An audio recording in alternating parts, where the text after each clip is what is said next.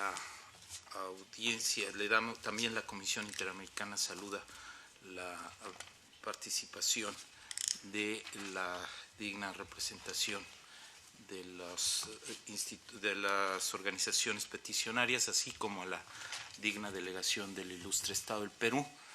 Le solicitaría a la representación de los peticionarios si podrían también presentarse, lo mismo que en su oportunidad a la delegación del Estado.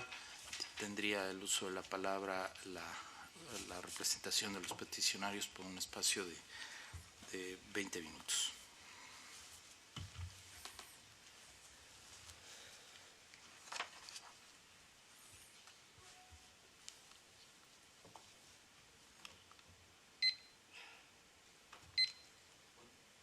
En primer lugar, queremos expresar nuestro saludo al presidente de la Comisión Interamericana, a los comisionados, al secretario ejecutivo y a la relatora de la libertad de expresión, a los representantes del Estado peruano. Quien habla es Glatzer Tuesta, director general del Instituto de Defensa Legal.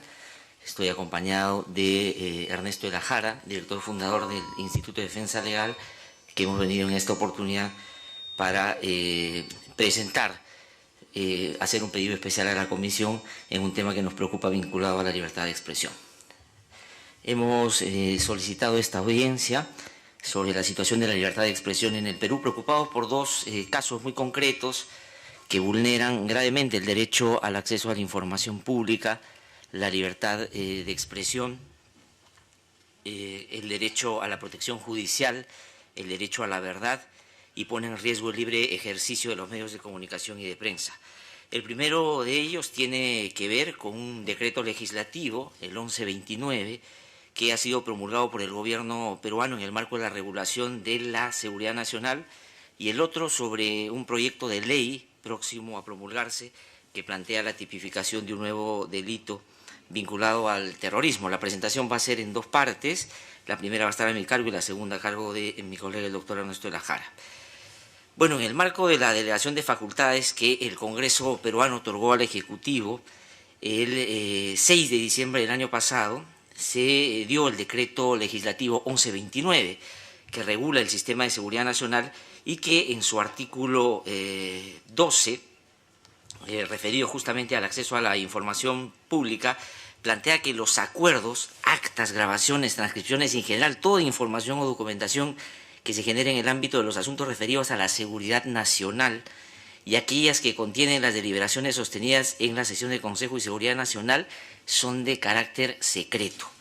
Además, este decreto, en su primera disposición complementaria y final, plantea que toda persona que por razón de su cargo o función tome conocimiento de información clasificada, de carácter secreta, reservada o confidencial relacionada con la seguridad y defensa nacional, está obligada a guardar la reserva correspondiente. Este decreto 1129, como es muy fácil desprender de lo que acabo de leer, contraviene en primer lugar los principios rectores de la Ley de Transparencia y Acción a la Información Pública, que es bueno contextualizar, se promulgó en el Perú en el 2001 como una de las medidas más importantes de la agenda de la transición democrática en nuestro país. Esta ley, que hoy ha sido dejada de lado por este decreto, ha sido catalogada como ejemplar en más de una oportunidad por la Relatoría de Libertad de Expresión de la Comisión y asumida como avance sustantivo en la región.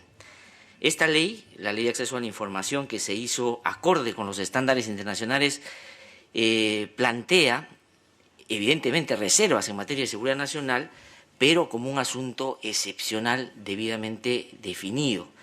Dice que esta información debe tener como base fundamental garantizar la seguridad de las personas y cuya revelación originaría riesgo para la integridad territorial y o subsistencia del sistema democrático, así como respecto a las actividades de inteligencia y contrainteligencia. Es decir, nadie niega la importancia ni la existencia de información reservada, pero esta categoría no puede ser de carácter absoluto ni general. Sin embargo, este decreto, el 1129, plantea exactamente eso y convierte absolutamente todo en secreto. El artículo 12 de este decreto establece una condición absoluta de secreto para toda la información relativa a seguridad y defensa, y dicha condición vulnera los criterios de especificidad, necesidad y proporcionalidad que la restricción de un derecho fundamental deben tener. El decreto legislativo supone un claro retroceso sobre la normatividad anterior que tiene que ver con esta ley que yo acabo de mencionar. Y por eso sería bueno hacer referencia a una declaración conjunta del relator especial de Naciones Unidas para la Libertad de Opinión y Expresión, el representante para la libertad de medios de comunicación de la Organización para la Seguridad y la Cooperación en Europa y el relator especial de la Organización de Estados Americanos para la Libertad de Expresión, que con claridad plantean que cierta información puede ser legítimamente secreta por motivo de seguridad nacional o protección de los intereses preponderantes. Sin embargo, las leyes que regulan el secreto deberán definir con exactitud el concepto de seguridad nacional y especificar claramente los criterios que deberán utilizarse para determinar si cierta información puede o no declararse secreta. Obviamente, el 1129, al declarar todo absoluto, riñe abiertamente con este principio y estándar en materia de libertad de expresión. Pero el decreto va más allá, porque no plantea un tiempo límite para levantar la reserva. Además, no excluye, cosa que nos preocupa sobremanera, la información sobre los casos de derechos humanos que la ley de transparencia anterior establecía con mucha claridad. Esto, desde nuestro punto de vista, podría significar en la práctica que la sistemática negativa del sector de defensa frente a los pedidos de información del sistema de justicia para determinar responsabilidades en materia de derechos humanos hoy tenga una cobertura legal, lo que se constituiría en una vulneración a los derechos de protección judicial y a la verdad. Este tema, sin duda, para la Comisión tampoco es un tema nuevo, porque los pedidos que han habido de las organizaciones y de las víctimas en materia de derechos humanos lo han expresado en varias oportunidades aquí en esta sede. Además, la Corte y la Comisión Interamericana, de manera permanente y consistente, no solo han desarrollado el derecho a la libertad de expresión como pilar de la democracia, sino que ésta no puede invocarse sin la posibilidad de los ciudadanos de acceder a información pública. En ese sentido, toda restricción, como claramente se plantea en este decreto, evita la libre deliberación sobre asuntos de interés común. También la Corte ha resaltado el carácter colectivo de la libertad de expresión e información y el papel de los medios de comunicación y los periodistas. Al no poder difundir, evidentemente, información de carácter secreto, no solo se afecta el derecho del periodista, sino de toda la colectividad. Pero sin duda, esta restricción absoluta para la divulgación supone un riesgo también para el ejercicio de los medios de comunicación y la prensa, porque finalmente pueden generar o convertirse en cómplices potenciales al difundir información que tenga erróneamente el catálogo de secreto. Asimismo, supone, desde nuestro punto de vista, una mordaza para el periodismo de investigación. Es importante mencionar también que este decreto legislativo, el 1129, regula una materia que excede el ámbito de la delegación de facultades que le dio el Ejecutivo. Y además, al tratarse de un derecho fundamental, tiene, como lo ha planteado en más de una oportunidad en opinión consultiva la Corte Interamericana, tiene que haber una discusión pública que contrapese o que pueda evitar una virtualidad absoluta de los poderes de los gobernantes frente a los gobernados. Compartiendo nuestra preocupación en relación a este tema, se han pronunciado algunas organizaciones, como por ejemplo el Instituto Prensa y Sociedad y también la Defensoría del Pueblo, que atendiendo estos riesgos y preocupado, por supuesto, por lo que estos en la práctica pueden constituirse y generar, ha presentado una acción de inconstitucionalidad en el Tribunal Constitucional, que ha sido, es verdad, declarado inadmisible, pero por algunos aspectos formales que hasta donde entendemos se van a corregir por estos días para que el Tribunal Constitucional se pueda pronunciar sobre el fondo de este decreto. A partir de estas consideraciones que hemos expuesto esta mañana, nosotros solicitamos ante los distinguidos miembros de la Comisión que expresen una opinión crítica y exhorten al Estado peruano a que deroguen este decreto legislativo 1129 y que se adecúe esto a los estándares que el sistema interamericano y, digamos, el sentido común en países que hemos justamente vivido épocas oscuras donde la falta de transparencia y, valga la redundancia, el oscurantismo han sido el escenario perfecto para la violación de derechos humanos y para los actos de corrupción. Voy a dar la palabra a Ernesto de la Jara. Bueno, yo me sumo a los saludos y al agradecimiento de mi colega. Yo quisiera comenzar con tres situaciones inverosímiles, pero que podrían convertirse en realidad si se aprueba el nuevo delito que está en curso en el Perú. Pongamos un defensor de derechos humanos o un abogado que dice que una persona que está condenada por terrorismo con carácter de cosa juzgada es inocente. Esa persona podría ir presa condenada. O un periodista que decide entrevistar a un miembro del Movadef, que es una organización de Sendero Luminoso, que ahora da la cara, que está constituida por jóvenes. Esa persona se puede negar a dar la entrevista porque el solo hecho que plantee su posición va a ser considerada un delito e iría preso, y hasta el periodista podría ser considerado como cómplice. O por último, un analista político que diga que lo que ha pasado con Sendero Luminoso no se debe llamar terrorismo, sino violencia política, una guerra interna, también podría ir preso. ¿Por qué? Porque se está tratando de aprobar un delito en términos absolutamente vagos que van contra los estándares de todo el sistema interamericano, como voy a demostrar. Pero es importante leer claramente y con detenimiento a qué delito me refiero que está intentando de incorporarse al Código Penal. Dice así: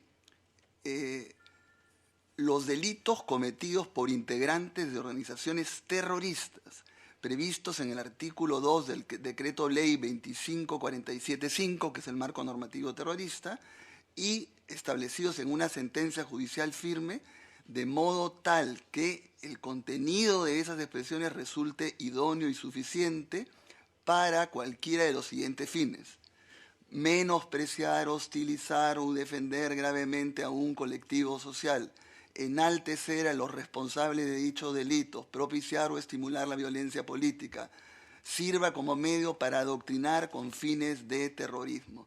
Es decir, esta persona será reprimido con una pena privativa de libertad no menor de 4 años ni mayor de 8 años, si es que aprueba, justifica, niega o minimiza cualquiera de los delitos de terrorismo que hayan sido cometidos por una persona que están condenados y que sean suficientes e idóneos para estas hipótesis que han sido mencionadas de manera general.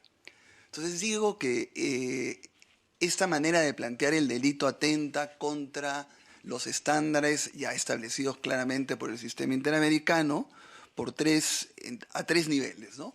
Uno primero es que ya se ha establecido, ¿no es cierto?, que la libertad de expresión es tan importante para el Estado de Derecho y para la democracia que es un derecho preferente, ¿no es cierto?, y por lo tanto debe tener limitaciones, pero esas limitaciones tienen que ser interpretadas absolutamente de manera restrictiva.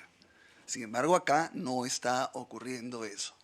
En segundo lugar, también los estándares del sistema interamericano, y en realidad el universal, el europeo y de cualquier sistema de protección de derechos humanos, se pone cuando estas limitaciones vinculadas a la libertad de expresión tiene que ver con el derecho penal. Y ahí también se plantean que deben haber protecciones especiales. Y creo que vale la pena leer lo que dice la Relatoría de Libertad de Expresión en ese aspecto. En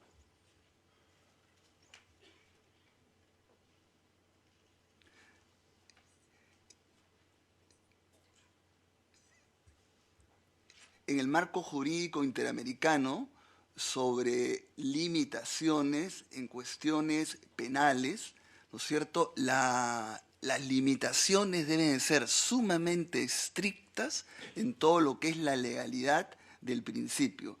Es decir, como yo decía, deben haber unas exigencias adicionales. Entonces, los términos deben ser estrictos, unívocos, taxativos, precisos y establecidos de manera muy clara previamente. Vuelvo a leer rápidamente para ver si es que esto se cumple con, además, una fórmula que aprobó el Congreso, una fórmula alternativa, pero que a mi modo de ver no cambia en nada las limitaciones que he señalado. Voy a leer el artículo nuevamente para que se vea cómo no cae, no está incurso en todos estos artículos.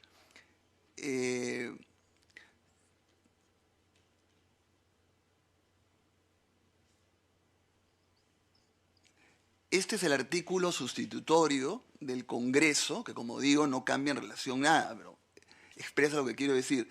Será reprimido con pena privativa de libertad no menor de 6 años ni mayor de 12. Aquí le eleva la pena el que públicamente niegue cualquiera de los delitos de terrorismo previstos en el decreto legislativo 046, el Código Penal 1924, modificado por las leyes 2451 y 2495.3, y el decreto legislativo 2547.5. Es decir, es una larga lista de delitos, o la calidad de autor o partícipe de una persona respecto de esos delitos establecidos en sentencia judicial firme, y acá sí varía, pero son situaciones también absolutamente generales, con la finalidad de promover la comisión de los delitos de terrorismo o apología, o sirva como medio para adoctrinar para fines terroristas. Es decir, cualquier tipo de negación de esta larga lista de delitos, o una negación de los partícipes de estos delitos en estas situaciones tan generales, ¿no es cierto?, darían pie a que se cometiera el delito, y creemos que eso atenta tanto contra los estándares frente a la libertad de expresión en general, frente a los estándares que se prevén cuando se trata de limitaciones de carácter penal. Pero también en materia de lo que es la aplicación de limitaciones de tipo penal a la libertad de expresión en materia de terrorismo, ha habido un acuerdo de todas las rectorías de libertad de expresión de la OEA, de Europa, de África, pronunciándose también que deben haber totalmente restricciones sumamente importantes respecto a eso, ¿no? O sea, había un pronunciamiento expreso frente a este tema de que la protección debe ser especial, porque la libertad debe estar presente aún en el combate al terrorismo. Entonces son 3 niveles de restricciones a la libertad de prensa que se estarían violando acá. Dicho esto, el segundo nivel, creo, de violaciones que se expresan en este tipo de artículos es que se estaría violentando lo que significa el derecho a criticar las sentencias judiciales, ¿no es cierto? O sea, si no se puede criticar los hechos por los cuales han sido cometidos, los hechos por los cuales está condenado una persona con carácter de cosa juzgada mediante una sentencia firme, evidentemente no se pueden criticar las sentencias judiciales. Y recuerden ustedes que las sentencias judiciales han sido criticadas nada menos que por la Comisión Interamericana y por la Corte Interamericana, desde el caso Loaiza Tamayo y una serie de listas. Entonces, este derecho estaría totalmente eliminado, a no ser que se incurra en un delito. En segundo lugar, también se estaría violentando todo lo que significan las protecciones especiales de los defensores de derechos humanos y de los periodistas.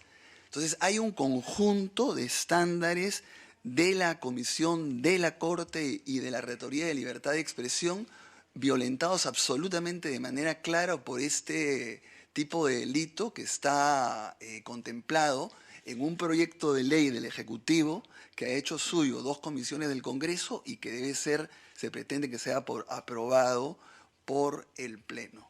Por último, quería decir que en la fundamentación se cita los conceptos de negacionismo o de lo que significa una democracia militante. Pero todos sabemos que ese tipo de conceptos están referidos más al Holocausto o a un delito tipo de odio, como se llama, vinculados a la xenofobia, al genocidio, y no para este tipo de prohibiciones. Entonces me parece también un exceso, pese a que no disminuye la gravedad de lo que ha ocurrido en el Perú, ¿no? Es importantísimo darse cuenta que no se puede citar tan fácilmente delitos que tienen que ver fundamentalmente con el Holocausto o con delitos como los que he mencionado. Resumiendo, consideramos que son delitos establecidos con términos sumamente vagos y por lo tanto atentan contra lo que precisa la libertad de expresión como derecho fundamental y preferente, que establece también una serie de requisitos a nivel penal y en materia de terrorismo. Por lo tanto, creo que una opinión absolutamente crítica de la Comisión ayudará para que este proyecto de ley, que ya se va a sustentar en el Pleno del Congreso, no se apruebe y que, como ha dicho mi colega, se derogue el artículo 12 ya explicado. Gracias a los representantes de las organizaciones peticionarias por su presentación. Tiene el uso de la palabra la digna delegación del Ilustre Estado del Perú. Buenos días, señores integrantes de la Comisión Interamericana de Derechos Humanos, señores peticionarios, público en general que está aquí presente. El Estado peruano se hace presente nuevamente en este nuevo periodo de sesiones de la Comisión Interamericana de Derechos Humanos, y así como en periodos anteriores, con la plena voluntad de convertir estos espacios o propiciar que estos espacios sean espacios de diálogo, de conversación, con relación a los temas que se plantean. Se han propuesto en esta primera audiencia temática 2 puntos en concreto: el tema vinculado con el acceso a la información pública, la restricción que estaría prevista en el artículo, o mejor dicho, en el decreto legislativo 1129, y el tema del proyecto de ley de negacionismo. Sobre ambos temas se ha pedido la intervención de la Comisión Interamericana de Derechos Humanos. Por ejemplo, en el caso de negacionismo se ha solicitado a la Comisión Interamericana que pueda pronunciarse antes de que todavía el proyecto se convierta en norma, a efectos de que no se apruebe. Y respecto de la norma ya vigente, el decreto legislativo 1129, se está solicitando que la Comisión Interamericana se pronuncie exigiendo su derogatoria. Entendemos que son temas que en realidad están hoy día en discusión en el ámbito nacional e interno, y por eso me gustaría mucho poner énfasis en un aspecto que es esencial dentro del sistema interamericano. A los estados se nos mide en función de 2 aspectos puntuales: en el de si se están afectando derechos de manera concreta o si no se están cumpliendo estas obligaciones en materia de protección de estos derechos.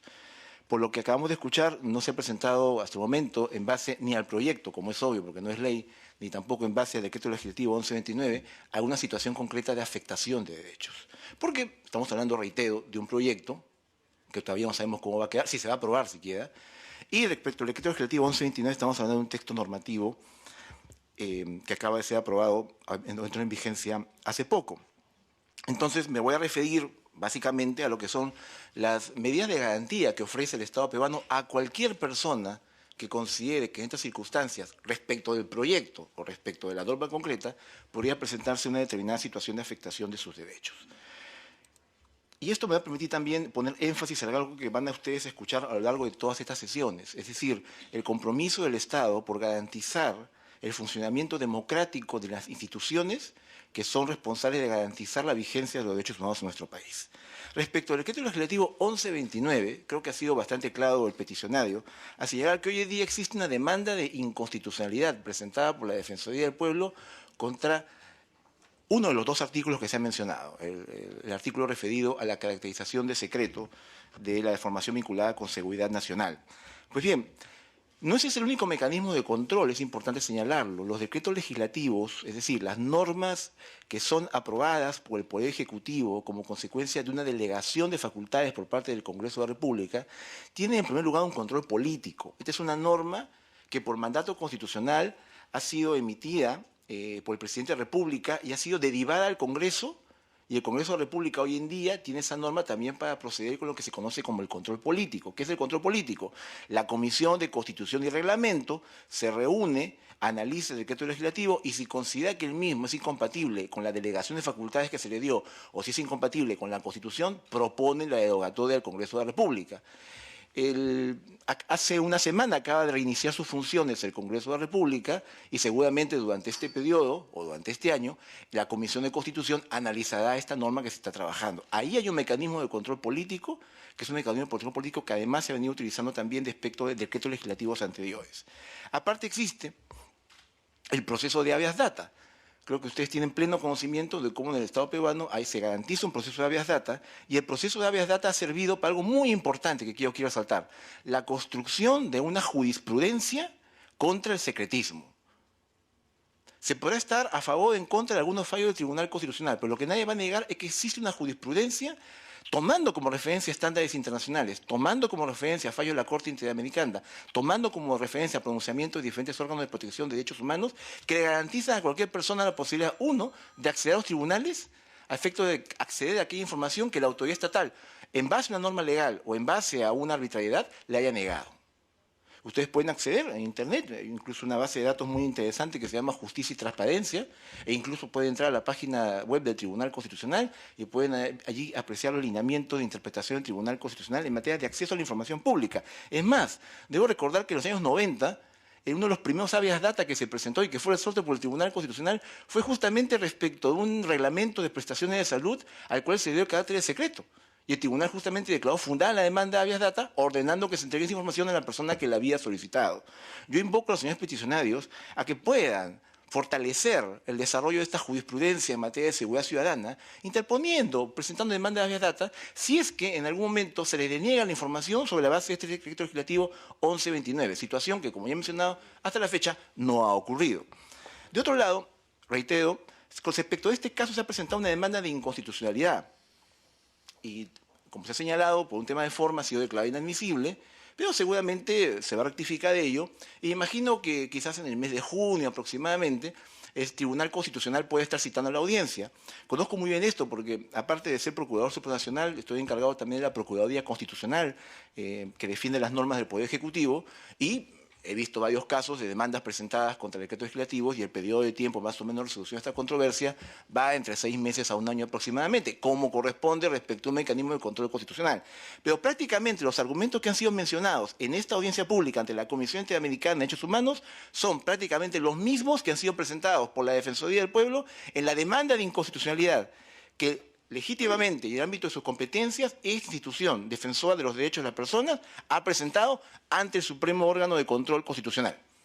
Y en ese espacio vamos a debatir las diferentes interpretaciones que puedan darse. ¿Por qué? Porque respecto a este legislativo 1129, pueden haber diferentes criterios de interpretación. Se ha planteado uno, en función del cual se ha dicho, por ejemplo, que esta norma ya ha dejado de lado la ley de transparencia y acceso a la información. Entiendo que ustedes están señalando que ya se derogó el artículo 15, 16, 17.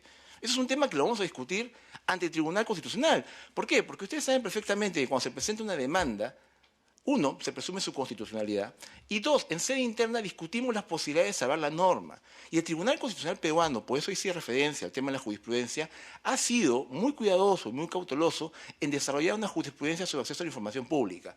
Puede ser que al final el tribunal decida expulsar la norma del ordenamiento jurídico, puede ser que al final el tribunal decida interpretar esta norma conforme a la ley de transparencia y acceso a información, como estaba previsto además en la normativa anterior. Es decir, son varias alternativas que existen hoy en día en materia de aplicación e interpretación de esta norma, y consideramos que los espacios de fortalecimiento institucional se dan en el ámbito interno justamente para ir discutiendo, debatiendo estos puntos y así ir generando, si me permiten, incluso un litigio especializado en materia de acceso a la información que todavía está muy reducido a algunas instituciones. Entonces, en todo caso, también invito a los peticionarios que si tienen alguna discrepancia con la norma, puedan plantear algún proyecto de ley ante un congresista para que éste lo presente. Hasta el momento, tengo entendido, no se han presentado propuestas específicas de modificación normativa con relación a este punto, pero sin embargo, cualquier persona, yo he trabajado en el Congreso de la República y puedo dar fe de ello, puede acercarse a un congresista, plantearle un proyecto de ley, el congresista lo puede hacer suyo y lo puede proponer y a partir de allí generar un debate. Tenemos entonces mecanismos de control político, el proceso constitucional de habeas data, fortalecido nuestro país vía la jurisprudencia que se ha emitido. Tenemos el proceso de inconstitucionalidad. La Defensoría del Pueblo ha presentado una demanda de inconstitucionalidad. Tenemos la posibilidad que se presenten proyectos de reforma normativa. El Estado peruano garantiza todos esos escenarios. Y un elemento adicional, Anualmente, la Presidencia del Consejo de Ministros elabora un informe con relación a los pedidos de información pública que se presentan a las entidades del Estado. Este es un mecanismo previsto justamente en la ley para garantizar que exista una observancia, un seguimiento de cómo las entidades públicas dan respuesta a los pedidos de información por parte de los ciudadanos con relación a diferentes materias. Es un mecanismo de seguimiento, está publicado, está en la página web. No quiero que se lleve la imagen, señores comisionados, de que el Estado peruano actualmente es un Estado que quiere regresar a periodos de oscurantismo o periodos de secretismo. El Estado peruano, incluso delante de la Ley de Transparencia y Información, porque hay jurisprudencia del Tribunal con relación al proceso de habeas data, ha ido dando pasos con relación al tema de transparencia y acceso a la información. Y las posibles discrepancias que puedan darse hoy en día con relación a una norma en particular, ya he explicado, existen diferentes mecanismos que el Estado peruano garantiza que se pueda utilizar, garantiza que se puedan emplear, y que me parece que hasta el momento no se están empleando por parte de los peticionarios, con mira justamente a evaluar los alcances reales de este decreto legislativo 1129. No quiero aquí entramparlos a ustedes en discusiones jurídicas de qué dice la ley, qué dice el texto, cómo se interpreta esto, qué dijo el tribunal, qué dice la doctrina, qué se podría señalar, en fin, etc. Respecto al proyecto de ley en materia de negacionismo, más o menos ocurre algo similar. Estoy un poco mal en la garganta, me van a disculpar. Pues bien, en realidad, me van a disculpar esta opinión, pero creo que se ha hecho una presentación un poco confusa también sobre lo que implica el tema del proyecto de ley de negacionismo. Primer punto a tratar importante. Durante los últimos años, el Estado peruano ha podido identificar una modalidad de accionar distinta de los grupos terroristas, por así decirlo, que ya no consiste en lo que conocemos como la apología del terrorismo. El Estado peruano es un Estado que sabe cómo enfrentar los problemas que tiene. En su momento, por ejemplo, frente al tema de la apología del terrorismo, se dio una ley de apología del terrorismo. Respecto de ese tema, hubo una demanda de inconstitucionalidad en el año 2012, 2013 se resolvió esta. Como consecuencia de ello, se modificó la ley correspondiente a la apología del terrorismo, que es la que actualmente nos rige. Se puede decir que como consecuencia de esta ley modificada de apología del terrorismo, ¿había una persecución de las ideas políticas en el Perú? No. Pero lo que sí se ha demostrado es que el problema que se generó en su momento por los problemas que presentaba el texto original de la ley de apología del terrorismo fueron corregidos a nivel interno como consecuencia de pronunciamientos incluso de un órgano como el Tribunal Constitucional. Me estoy refiriendo a la sentencia, reitero, del año 2003. Pero el Estado peruano ha identificado a través de sus órganos de defensa del orden público que existe una modalidad nueva o distinta a la apología del terrorismo, que es la de incitar a la violencia a través de negar los hechos de violencia ocurridos en el Perú. Así de puntual. Así de puntual. No estoy entrando a ver lo que la redacción exacta de la norma, del proyecto o el dictamen. Quiero explicárselo de la manera más sencilla posible. Los tres ejemplos que se han puesto por parte de los peticionarios no corresponden en absoluto a lo que implica este proyecto, ni en absoluto a lo que implica el dictamen de la Comisión de Constitución. Y ahí sí me preocupa un poco porque me parece que es una errada lectura. Aquí no se busca en absoluto tratar de sancionar a una persona que niega un acto, sino una persona que niega un acto con una finalidad determinada, que es la preocupación que han planteado diferentes personalidades en materia de libertad de expresión y acceso a la información. No se sanciona una conducta de por sí, sino aquel discurso que tiene como objetivo incitar a la violencia. En la propuesta original del Poder Ejecutivo era muchísimo más amplia en cuanto al tema de los discursos que se prohibían o que se querían sancionar, porque no solamente se hablaba de la negación, sino también de aquel que menosprecie, aquel que minimice, y en fin, eso se debatió en la Comisión de Constitución y Reglamento como corresponde. Este es un proyecto de ley presentado por el Poder Ejecutivo, repito, en aras de hacer frente a un problema identificado. Nuestro país, señores comisionados, todavía sigue viviendo el problema del terrorismo. Es algo que ustedes no pueden desconocer. Y una de las nuevas modalidades de accionar terrorista es justamente lo que se conoce como el negacionismo. La negación de actos cometidos en el periodo de violencia más intenso con la finalidad de incitar a la violencia. Sobre esa base, tomando en cuenta además el artículo 13.5 de la Convención Americana sobre Derechos Humanos, el Poder Ejecutivo presenta un proyecto de ley ante el Congreso de la República. ¿Qué hace el Congreso de la República? ¿Aprueba automáticamente la norma en una semana? No. Lo somete a consideración de dos de las comisiones más importantes del Congreso de la República, la Comisión de Constitución y Reglamento y la Comisión de Justicia y Derechos Humanos. Estas dos comisiones se reúnen Y previo debate, audiencias públicas, reuniones entre asesores, invitación a diversos especialistas para que expongan, etc. Y eso ustedes pueden ver el dictamen que la propia parte ha alcanzado, tengo entendido. Ustedes pueden ver ahí todo el procedimiento parlamentario. ¿Y qué ha hecho la Comisión de Constitución y Reglamento y de Justicia de manera conjunta? ¿Han aprobado exactamente el mismo proyecto ejecutivo? No. Han aprobado un texto distinto. Y justamente en ese texto distinto se hace énfasis en que la conducta que se quiere sancionar es expresamente la de negar los actos terroristas que ya han sido, como se ha explicado, declarados como tales por sentencia judicial, con miras a la incitación a la violencia. Esa es la idea central que está detrás. Ok, pensé que estaba hablando bajo. Eso es lo que está detrás de esta propuesta.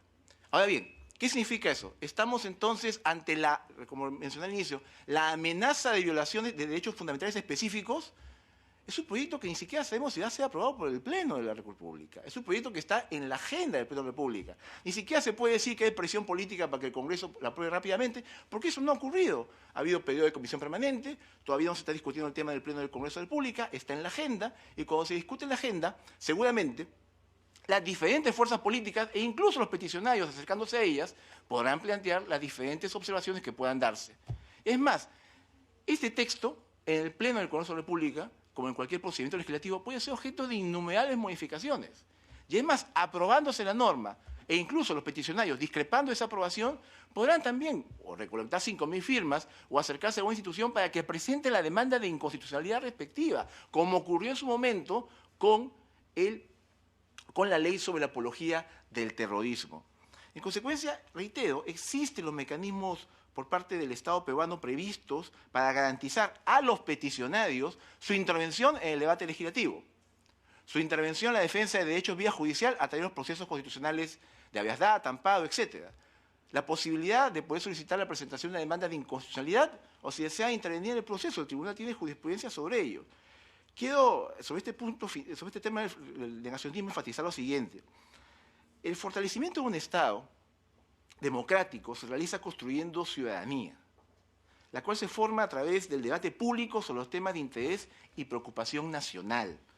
Por ello, a diferencia de otras realidades o épocas anteriores en que las medidas contra el terrorismo eran impuestas por un solo órgano estatal, actualmente en el Estado peruano, y no me refiero únicamente a este periodo, sino también desde hace ya bastante tiempo, ante una nueva forma de actuar de los grupos terroristas, ha decidido poner en la agenda pública el debate sobre la tipificación de este delito de negacionismo, con la finalidad de evitar la incitación a la comisión de actos terroristas. Ya hemos vivido el periodo terrorista, señores comisionados, y sabemos perfectamente las graves violaciones a los derechos humanos que eso significa. Esta propuesta ha dado lugar a un amplio debate a nivel nacional con posiciones a favor y en contra. Usemos las nuevas tecnologías de información, coloquen ustedes en YouTube, leen negacionismo Perú y le va a salir a ustedes el inmenso debate que ha habido a nivel nacional, con posiciones a favor y en contra de la propuesta. Nadie en el Estado peruano impone hoy en día normas contra el terrorismo ni su aplicación automática contra un determinado grupo político.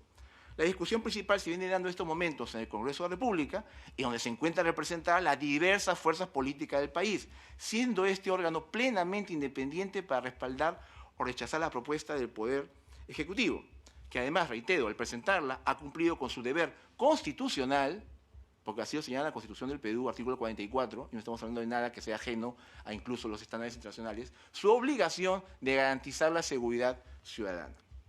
En atención al expuesto, consideramos que durante el debate sobre el proyecto de ley sobre el negacionismo se están respetando los principios básicos que legitiman la sanción penal a discursos que fomentan el odio. En primer lugar, se está cada vez precisando más, desde el proyecto ejecutivo hasta este dictamen de las comisiones en conjunto, la conducta o el discurso que se quiere sancionar. Primer aspecto importante, se está delimitando. Es más, puede ser que en el Pleno se delimite con mayor medida. En segundo lugar, repetimos, está quedando claro, desde el proyecto original hasta el dictamen de la Comisión de Constitución, que lo que se busca es evitar ese discurso que tiene como finalidad incitar a la violencia. Obviamente, el peligro real inminente de esa incitación será una situación concreta que se verá cuando los casos concretos se puedan presentar. Si una persona finalmente le acusan por haber cometido negacionismo, el juez tendrá que evaluar, como ha pasado en el derecho comparado a propósito de cada caso concreto, si realmente esa expresión podía dar lugar a un peligro real inminente de incitar a la violencia terrorista. Entonces, aparte del dolo, que se presume que está dentro de todos los tipos penales, salvo que una norma contraria diga que se trata de otra conducta como puede ser la culposa. Entonces, creemos que están los elementos que en estos momentos exigen los estándares internacionales para garantizar un debate en materia de libertad de expresión, y yo estoy seguro que los peticionarios, a partir de estas quizás modestas recomendaciones, podrán quizás plantear ante los órganos correspondientes a nivel interno su punto de vista y sus planteamientos con relación a esta materia. Por lo tanto, consideramos que este es un espacio para dialogar, y aquí hemos presentado de alguna manera los elementos que permiten hasta el momento señalar que el Estado está ofreciendo todas las garantías que la Convención Americana sobre Derechos Humanos establece para garantizar la participación política en el debate sobre asuntos de interés público, para garantizar el derecho de acceso a información y la libertad de expresión. Gracias al Procurador Supranacional del Estado del Perú por su presentación. Antes de cederle el uso de la palabra a mis colegas, yo sí quisiera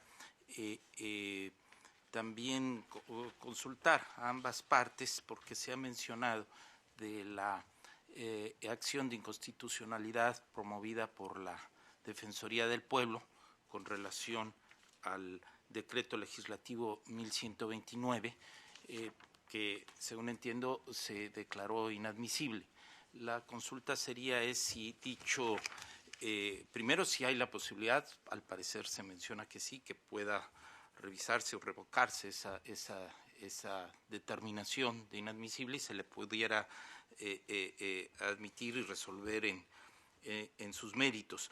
Pero si también en ese supuesto, si esa acción de inconstitucionalidad estaría impugnando solo el artículo 12 o también la primera disposición complementaria, ¿verdad? Para tener claridad de lo que ocurre en el ámbito interno. Y también en este sentido les consultaría si acaso habrían los solicitantes promovido algún recurso interno o tienen conocimiento de algún otro recurso interno y cuál sería en su caso el resultado.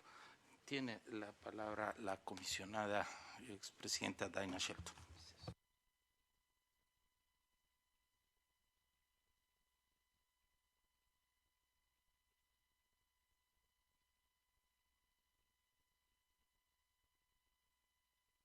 I will wait till everyone has their headphones on. Thank you. I have several questions. First, the question of the petitioners.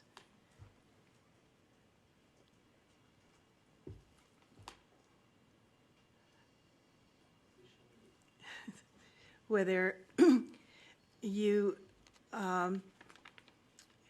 would accept, or if you have thought about the legitimacy of having a narrowly drafted law on national security, or whether you feel that it's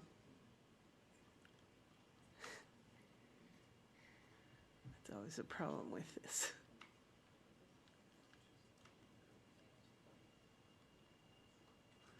Okay, so my question for the petitioners on the decree is whether you feel it is possible to draft an acceptable and narrowly crafted, legitimate exception for national security, or whether you feel there should be no restrictions at all.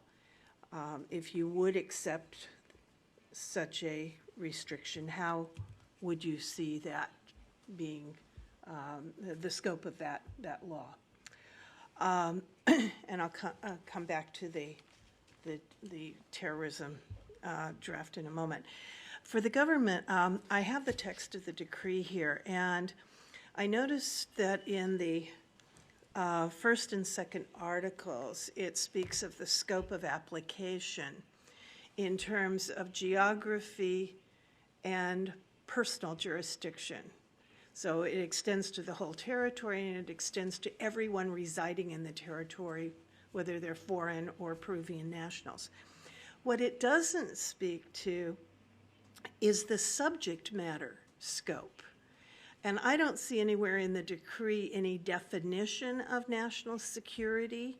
I notice that, or defense of the nation. I notice that there is a reference to regional and local authorities? Does it then extend to their activities? And there's also a reference to natural disasters. So would this include, for example, efforts to prevent or remediate natural disasters within the scope of national security? So I'm just curious as to how you see the subject matter scope of this particular law.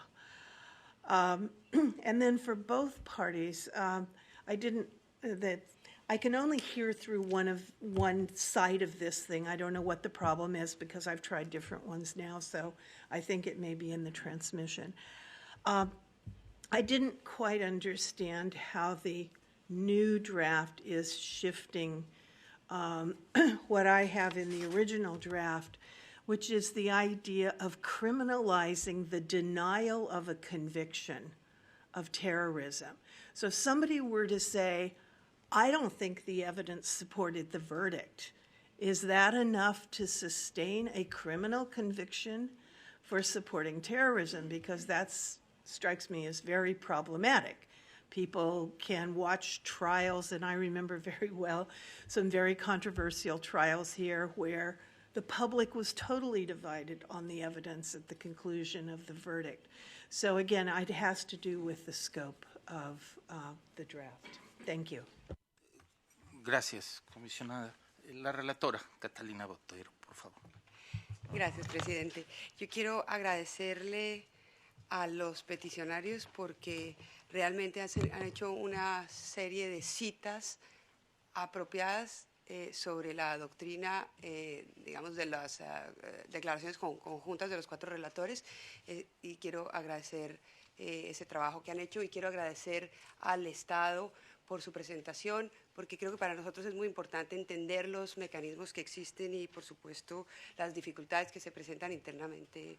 Pero por eso mismo considero, porque se ha hablado del diálogo, de la existencia de esos mecanismos, de la importancia del debate, que este es un escenario más para enriquecer ese debate interno, y que dentro de la competencia de la Comisión de hacer este tipo de audiencias y de asesorar a los estados, creo que este es un momento muy oportuno para poder escuchar y hacer las preguntas que nos parecen relevantes, al menos sobre el segundo tema, que es un tema que todavía está en discusión. Entonces me parece por eso muy oportuno la presencia del Estado, la presencia de los peticionarios y la realización de esta audiencia en este preciso momento para que se puedan tener en cuenta esos argumentos, porque estoy totalmente segura que el Estado peruano está buscando la mejor de las decisiones posibles en esta materia. Entonces tengo 3 preguntas respecto al decreto de acceso a la información y una respecto a la llamada ley de negacionismo. La primera, las 3 respecto del derecho de acceso es, la primera, hay un plazo límite para acceder a esa información que es reservada, o la información va a ser reservada para toda la vida sin ninguna posibilidad de que en 50 años las futuras generaciones de peruanitos y peruanitas puedan hacer un control sobre lo que hoy está sucediendo en esa materia. Segundo, el decreto establece como reservada, por favor corríjanme si estoy equivocada, toda información que se genere en el ámbito de los asuntos referidos a la seguridad y defensa nacional. Y yo quisiera saber si hay alguna norma que delimite ese concepto, es decir, ¿qué significa el ámbito de los asuntos referidos a la seguridad y defensa nacional? Y en tercer lugar, el decreto extiende el deber de reserva, que es perfectamente legítimo respecto de los funcionarios públicos, y en eso estamos totalmente de acuerdo con el gobierno peruano, y entendemos que el deber de reserva es importante de información cuando ha sido legítimamente reservada, pero lo extiende a toda persona que por razón de su cargo o funciones. Y la pregunta es, toda persona que por razón de sus funciones se refiere, por ejemplo, también a todo periodista, que por razón de su función como periodista tenga conocimiento de información sobre violaciones de derechos humanos que se produzcan en el ámbito de los asuntos referidos a la seguridad y defensa nacional, o sobre violaciones en materia de corrupción que se produzcan en ese ámbito, Y yo sé que las personas que están sentadas en esta mesa coinciden conmigo porque hemos todos tenido que afrontar situaciones en las cuales se han reservado en nuestros respectivos países información relativa a violaciones de derechos humanos o a corrupción.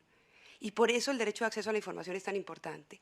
La pregunta es, cuando le llega a un periodista esta expresión, toda persona, ¿significa que el periodista debe mantener la reserva sobre esa información, incluso si la información es sobre violaciones de derechos humanos o corrupción?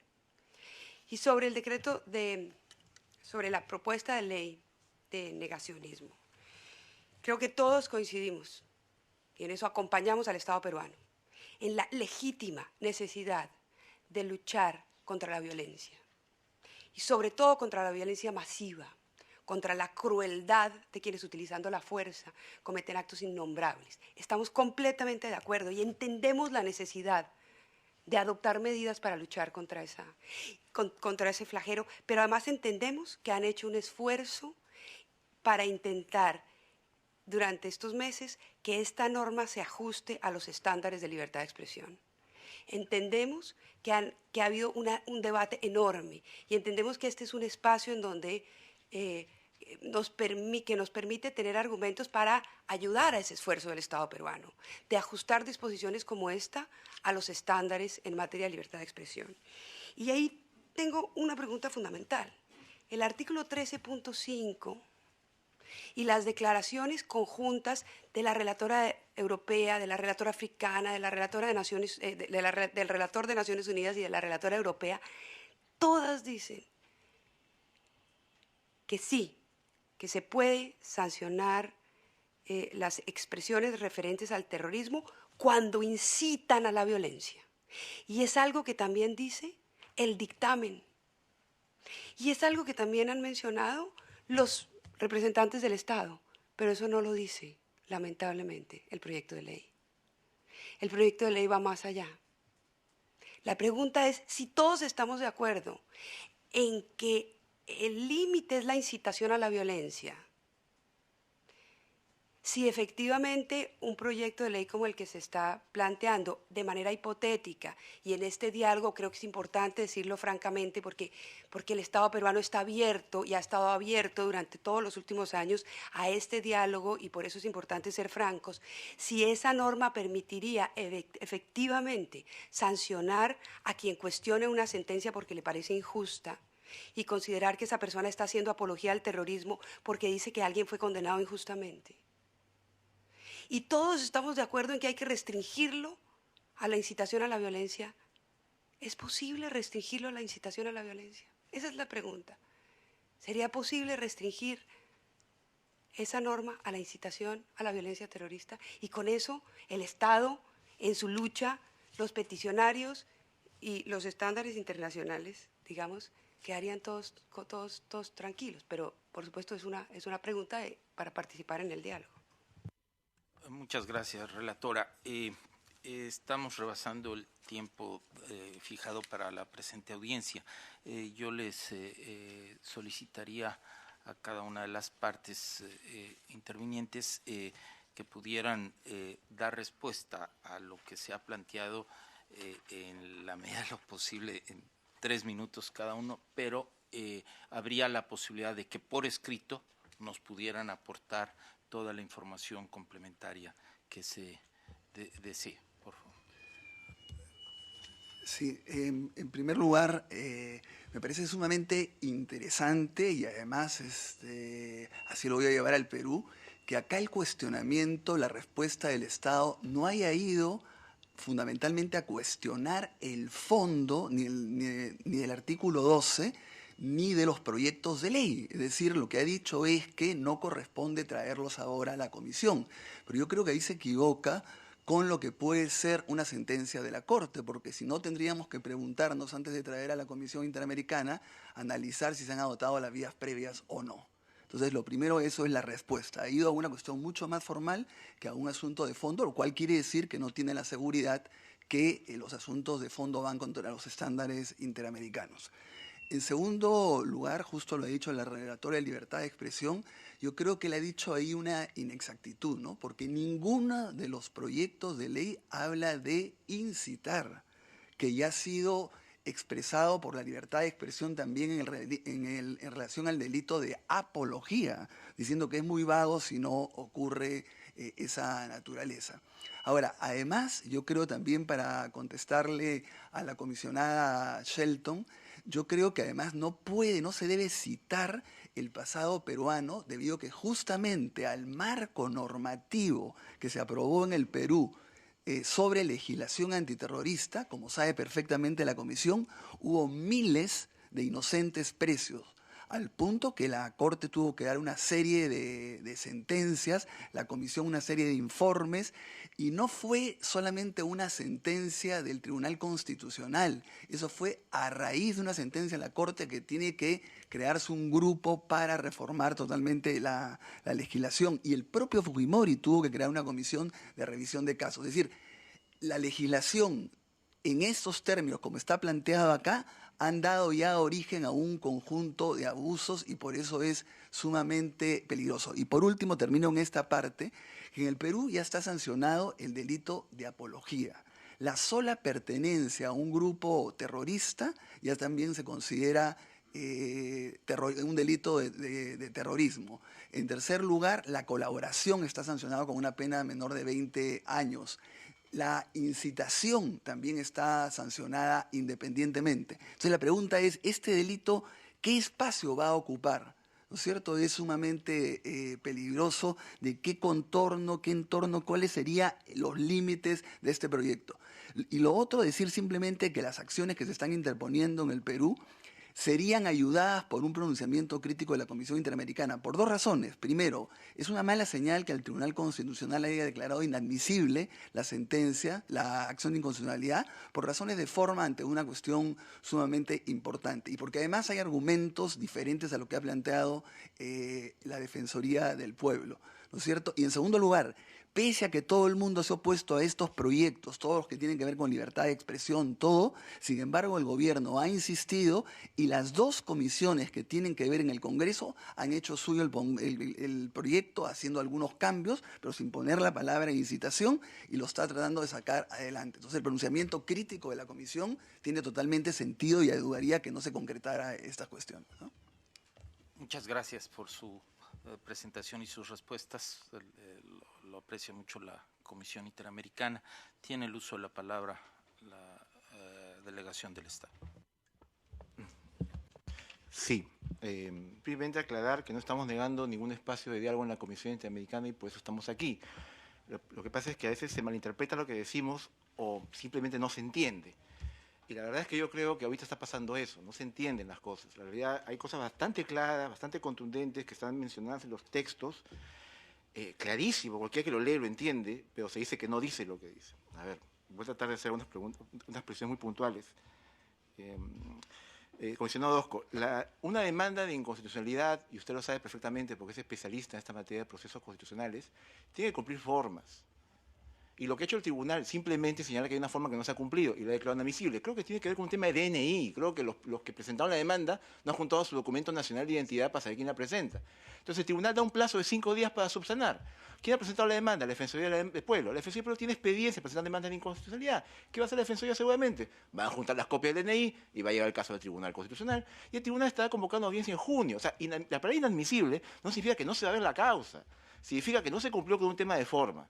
Ahora, a veces ocurre que muchos abogados dicen, no, más allá de las formas tiene que ver los sustantivos. Bueno, no hay ningún problema, cumple con la forma. Una copia de DNI no se va a acabar el mundo, es un tema muy sencillo. Ojo, a que esto ya nos pasó y lo vamos a ver más adelante con otra demanda que también presentó la sociedad civil, donde también tuvieron un problema de forma porque no nombraron un representante común, entonces el tribunal tuvo que decirles, nombren un representante común, y pasaron como 3, 4 meses. Entonces, que falte experiencia en litigio interno ya es un problema que tiene que ver con quienes se especializan en estos temas de defensa de derechos. Quizás sea bueno una renovación de cuadros para que haya un poco más de expertise en relación a ese punto. Entonces, lo inadmisible no significa que el tribunal no lo va a ver. El tribunal lo va a ver. El tribunal lo va a ver y ahí vamos a discutir mucho de los temas que aquí se han planteado. Es un primer punto. Voy a leer lo que es el dictamen hasta ahorita de la Comisión de Constitución y Reglamento. Repito, el Poder Ejecutivo planteó un proyecto de ley. ese proyecto de ley no ha sido acogido en sus propios términos por el Congreso de la República. Eso, señores, disculpen que lo diga aquí, eso es totalmente falso. Totalmente falso. Porque hay un proyecto de ley que está, ustedes lo único lo han entregado, el texto del proyecto de ley del Ejecutivo, y pueden leer el texto del Congreso de la República, lo que ha aprobado la Comisión. Son textos distintos, completamente distintos. Voy a referirme a lo que ahorita existe, que es el dictamen, porque el proyecto de ley ejecutivo, ya digamos que ha quedado allí, puede ser que en el Pleno del Congreso de la República alguien proponga regresar ese texto, pero no sabemos si eso ha pasado o no. ¿Qué dice actualmente el dictamen sobre negacionismo aprobado por las comisiones de Constitución y Reglamento y de Justicia y Derechos Humanos del Congreso de la República? Modificación del artículo 316, negacionismo de los delitos de terrorismo. Se ha reprimido con pena privativa de libertad no menor de 6 ni mayor de 12 años el que públicamente niegue cualquiera de los delitos de terrorismo previstos en tales normas o la calidad de autor o partícipe de una persona respecto a estos delitos establecidos en sentencia judicial firme, coma, señor Lajada, preciso y claro, con la finalidad de promover la comisión de los delitos de terrorismo o apología del terrorismo, o sirva como medio para adoctrinar a los fines terroristas. Clarísimo. Incitación a la violencia. No estamos negando únicamente a aquel que dice, no, ese delito no ocurrió. No, siempre y cuando eso tenga como finalidad promover, repito nuevamente, la comisión de los delitos de terrorismo o apología del terrorismo, o sirva como medio para adoctrinar para fines terroristas. Eso es lo que ha aprobado actualmente la Comisión de Constitución y Reglamento.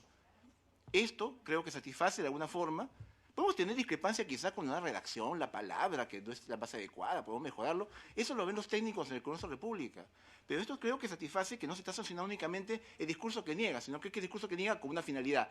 La propuesta del Ejecutivo era más amplia, pero también incluía esto, no hay que decir que no lo incluía, también lo incluía. Por eso repito, hay que tener mucho cuidado en estos casos. Venimos a la Comisión Interamericana, es un órgano serio al cual respetamos y por eso estamos allí, y venimos a discutir sobre la base de los documentos que existen. Y con la mayor predisposición para, reitero nuevamente, decirles que el Estado peruano brinda a los peticionarios todas las garantías para un debate público, sobre la base de documentos serios y ordenados. Mayor información adicional se las vamos a alcanzar en su oportunidad a la ilustre comisión. Gracias nuevamente a la digna representación de las organizaciones peticionarias y a la digna delegación del Estado del Perú por sus respectivas presentaciones. Efectivamente, la Comisión Interamericana estará atenta de recibir la información complementaria y le seguirá dando, continuará dándole seguimiento a este importante tema del derecho a la libertad de expresión en Perú, de acuerdo con sus atribuciones de asegurar que en el ámbito, todas las disposiciones del ámbito interno se adecuen a los estándares interamericanos. Muchas gracias.